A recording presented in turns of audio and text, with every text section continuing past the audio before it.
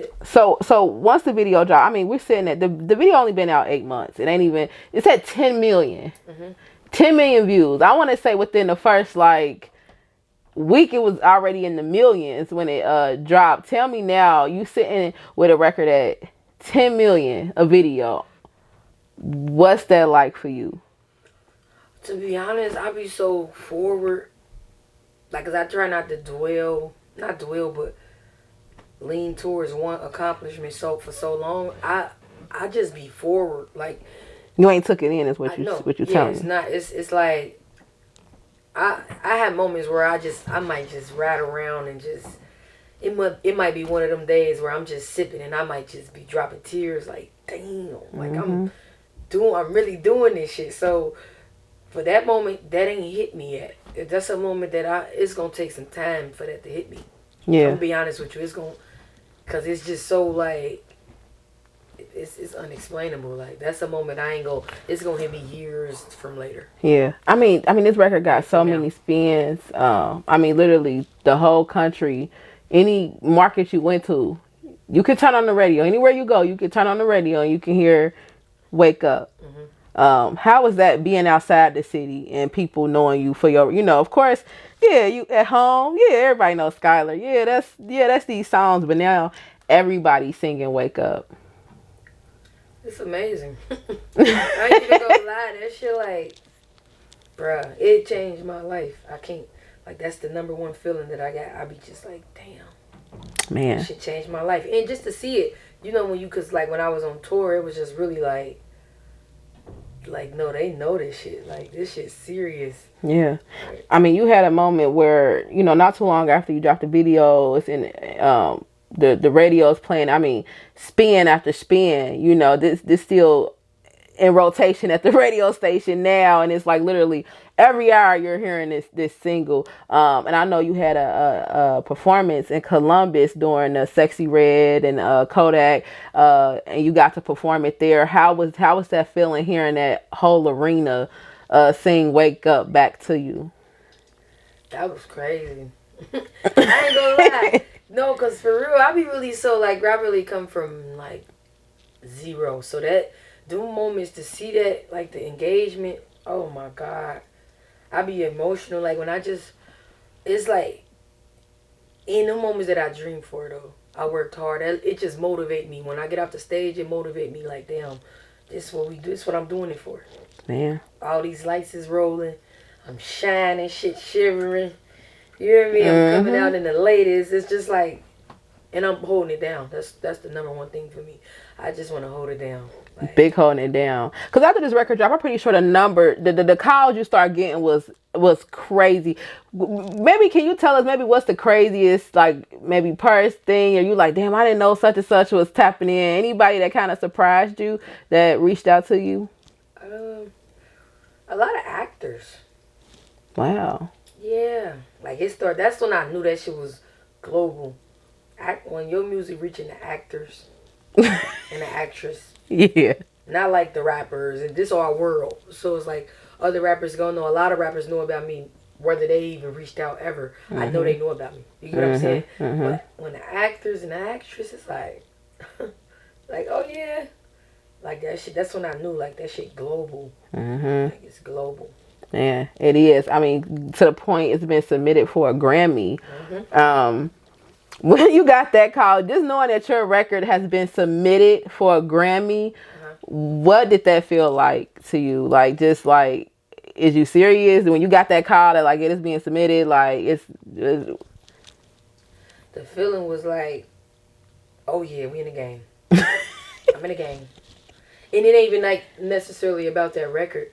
It's the simple fact that the recognition. You get what I'm saying? It's like the fact that you even able to get a record submitted for a Grammy is like your name. You know what I mean? That's your name is crossing. So it was just like, oh yeah, now I gotta go harder. Go harder. It's like you gotta go harder. It's like that's my number one thing with this shit. Whenever I see an accomplishment or anything that touch my phone, the data, when it's about the music, it's like I gotta go harder. Man. That's it. I gotta go harder. Man, but you doing it though. I mean, you can't be stopped. You know what I'm saying? Like, you can't be stopped. So you making it happen, man. I want to say I was super excited when you announced that you was going on tour with Polo G, VonOff1700, other artists, and that you were on this, and y'all did how many cities? So I was on half the tour, and they had another artist on the other half. So I did 12 cities. Man, that's a lot. Like 20-some cities. I did 12. And you had been on a road because, first off, you had already been working the record. I don't think a lot of people realize, you end up getting a tour, but before you got on tour, you actually had went to multiple markets throughout the U.S., doing radio, doing promo, to actually work your record. Before we even get into the tour, what was that process like, going to these different radio stations, having to be on the road consistently to just be like, hey, introducing yourself, doing multiple interviews through the whole U.S. What was that process? Was that tiring? I wouldn't say tiring because it was like my first time being on the road. So it was like, it was an experience. It was just, it let me know how important the radio stations are in this industry. Like, it let me know that shit is really important. Like, cause you can have any orders on the record, but you got to be tuned in with the people that's spinning it. Yeah. So it was like, that let me know, like, I synced it with my own eyes. Like, relationships is everything. Yeah.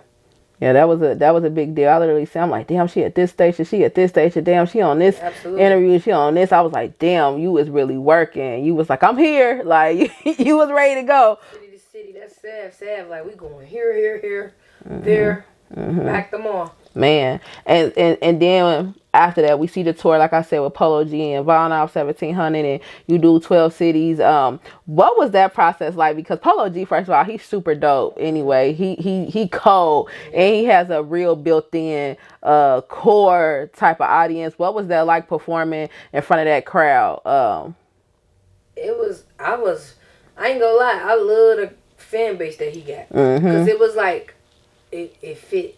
I was able to get in there and, do what I do. But it was like, cause it's like when you at a tour and you looking at a new artist and you don't know him, that shit can get boring. Yeah. You get what I'm saying? So it was like the fan base that he had was perfect for me. Like, it was like not easy, but it was like I was able to engage with him and keep him happy. You know what I'm saying? Like, I feel like I turned up the tour like as as